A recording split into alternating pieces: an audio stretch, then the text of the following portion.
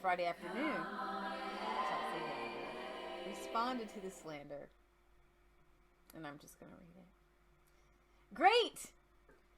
it. Great, by the way. Great. That's always start with a positive. Thank you, Hillary Clinton. You, the queen of warmongers, embodiment of corruption, and the personification of the rot that has sickened the Democrat Party for so long, have finally come out from behind the curtain. From the day I announced my candidacy, there has been a concerted campaign, whether it's Google, CNN, MSNBC, to destroy my reputation. We wondered who was behind it and why. Now we know.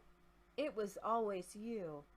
Through your proxies and powerful allies in the corporate media and the war machine. Afraid of the threat I pose. It's now clear that this primary...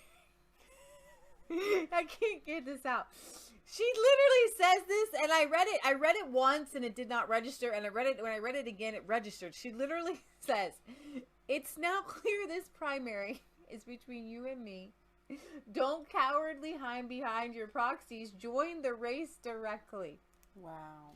It's so oh, this is what we call drop kick to the moon. Oh, my word. Come on, you heavy laden. Come on, you heavy laden. Come on, you We are gonna go. This is like, I could not believe that this happened, but it did.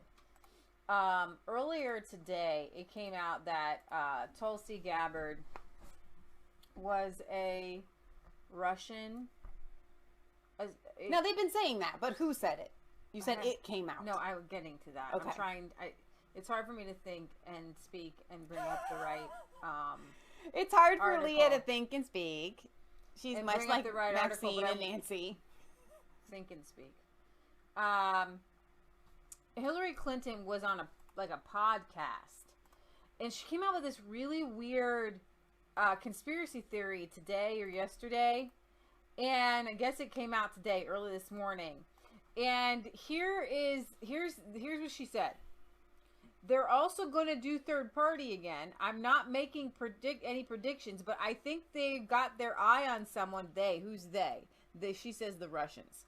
On someone who's currently in the Democratic primary and are grooming her. And that's just the thing. Everybody says Democratic. It's actually just Democrat primary, and are grooming her to be the third party candidate.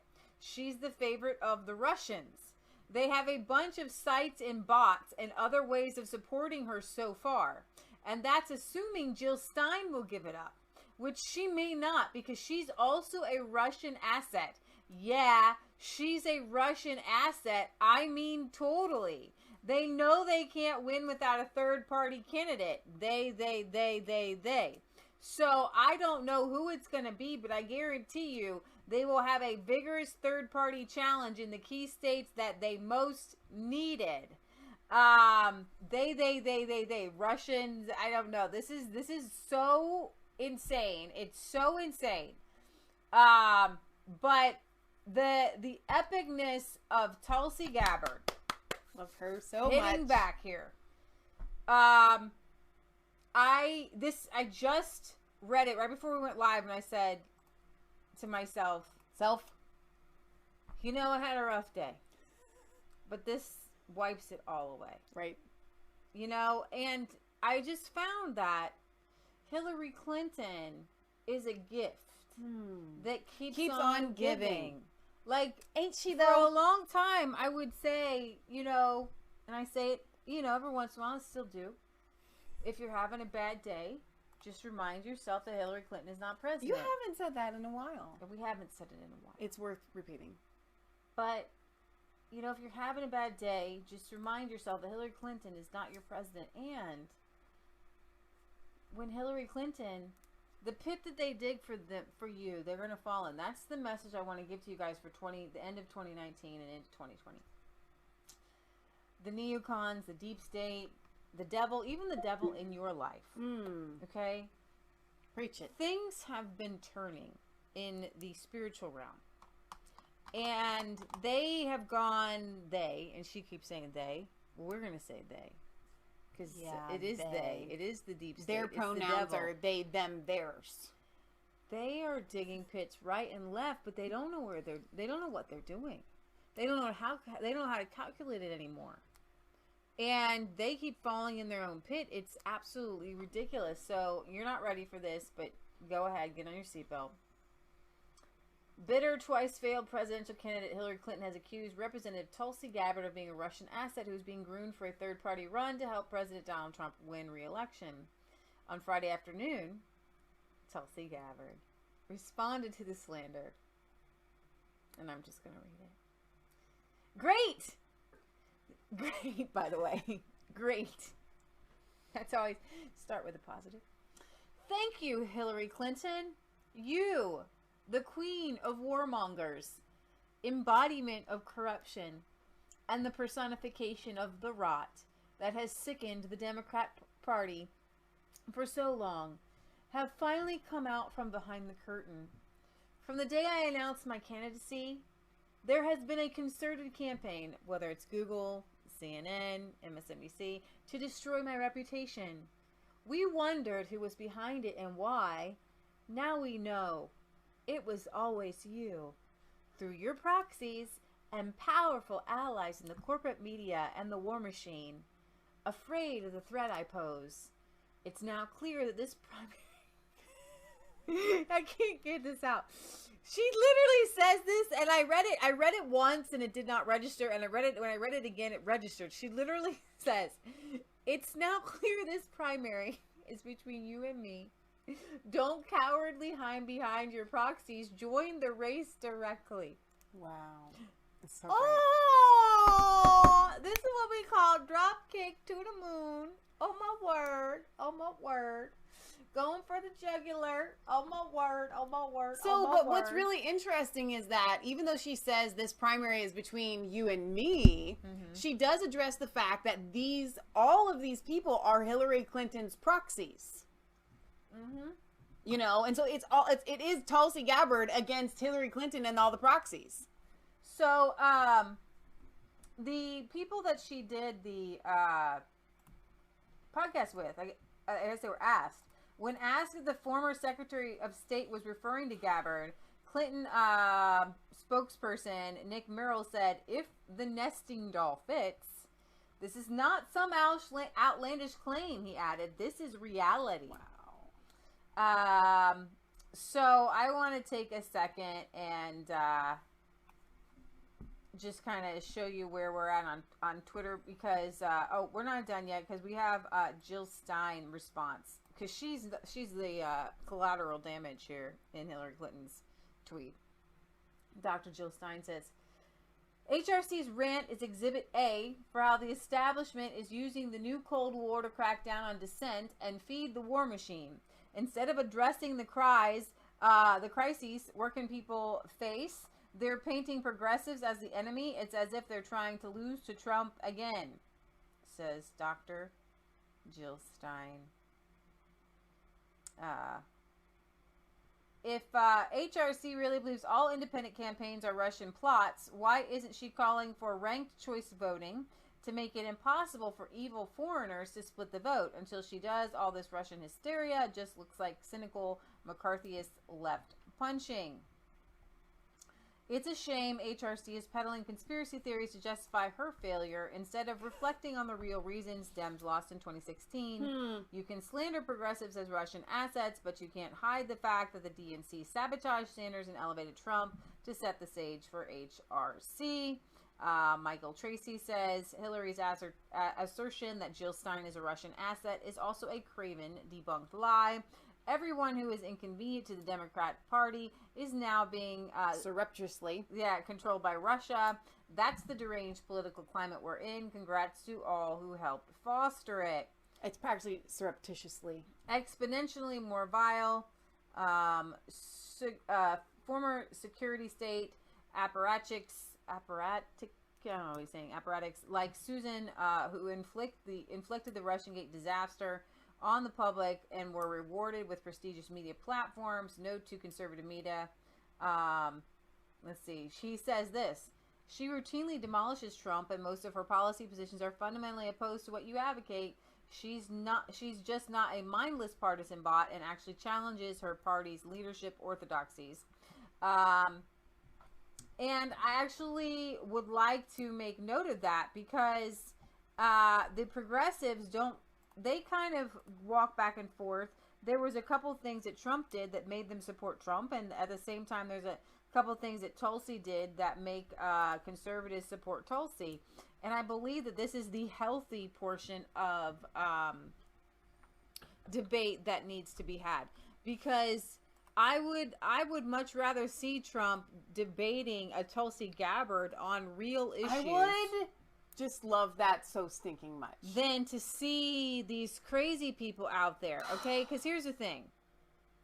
Tulsi Gabbard is a decent human being. Right. And so you want to see a good game between two. No one can stand up in this election against Trump. Mm-hmm. Not one of their candidates, and obviously Hillary Clinton, because she's an old has-been that failed twice already. And so none of the candidates that they have, except for Tulsi, would be able to go head to head against Trump and give us a real nail-biting, match. And because she's a real person, and the rest of these people just spew out, And here's the thing, though. the talking points. Trump will work with anybody on issues that they agree with, and he will work with the Tulsi Gabbard. He'll work with anybody on the left. Yeah. Trump doesn't hate people. He doesn't hate the left. He doesn't hate Democrats. I know. Okay? Tulsi Gabbard would be the total opposite there of Trump. She does not hate Republicans. Exactly. She doesn't hate conservatives. You mean counterpart, like... Yeah. Not opposite Well, I meant opposite political spectrum. Sure. But where they align is that they don't hate their political rivals and their political opponents. And also where they align is in not, wanting to bow to the war machine and so on and so forth. So I don't usually like to read the negative comments in here, but sometimes they work well for the point that I want to make. And on Facebook Live, we have Murray Brace says, "What a bunch of pretending clowns you are, the new diamond in silk." And then laughing, crying, smiling faces. I'm so glad that you're here, Murray. Hey, we've been around for at least as long as Diamond and Silk, maybe longer. Actually, we've had our YouTube channel for way longer than Diamond and Silk. But that being said, I take that as a compliment. However, what you're missing here is you've just joined. You're not listening to the facts. And when we come together, you do understand we're libertarians, right? Which means that we would be more conservative, I think, than liberal. And so we're able to clear-headedly, you say we're pretending, we're able to clear-headedly look at all of the candidates, whether it's Trump or Tulsi or Bernie or Elizabeth Warren and all of these people, and literally lay out their strengths, their weaknesses, where they're right, where they're wrong, where they're honest, where they're lying, regardless of a party preference. Michelle makes a really good point all the time. And if you're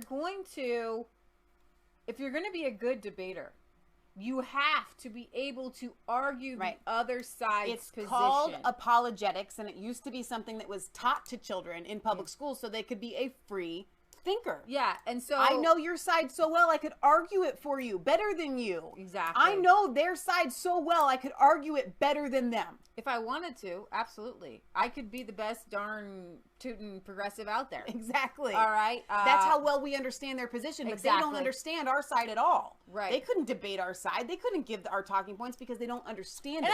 And I also do understand where a lot of progressives are coming from. Yeah. And I know why that they're upset. Where their heart is. Yeah, I know a lot of the progressives have a really good heart. And we agree with a lot on a lot of the problems. And so I like to come on together with progressives and say there are other solutions.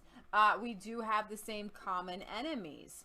And so when you're sitting down and you have to be in a society with people, and you've got to be able to calmly look at all sides of a situation and say, this is what is going to work the best. Right. Our show. Okay, well, anyway, tomorrow's a big day. It's Deal or No Deal Saturday in word. Parliament. So we're going to find out whether this deal that Bojo got with the EU is going to pass Parliament. The DUP, the Irish Party, Northern Ireland, has agreed or has said they're not going to vote for it. Forget it, it's not going to happen. So they're not getting any of those votes. Now, presumably, if Nigel says, please don't vote for it, it's stupid. If the deal does not pass, better than, he says, Nigel. The default of the Ben Act is that they would leave with no deal on October 31st. And I believe, So tomorrow is going to be a very telling day. So I hope that we have the opportunity and the time to do a show tomorrow. Horatio and Britt Bozaberry has sent us a lot of links as well. Horatio tells me that it should be sometime after 2 p.m. Our time. So I really don't know. So it is. Stephen Ainsworth says it's still a bad deal. That's what I understand. That's from what I understand. I agree. By hearing some of the details. You wouldn't be able to make a better deal than the EU makes with other countries. The fishing waters would still be split, and there would be some other things that, and so it's still a bad I was deal. disappointed because Rees-Mogg came out with a propaganda video, pretty much saying this is I can be enthusiastic and support this, and I was just kind of like, wonder what your sister says. All right, you guys, we love you. God loves you. God bless. Remember, it's not just a conspiracy theory if it's actually the truth. All right. God bless, guys.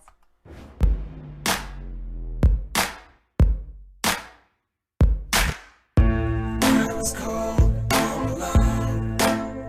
Your place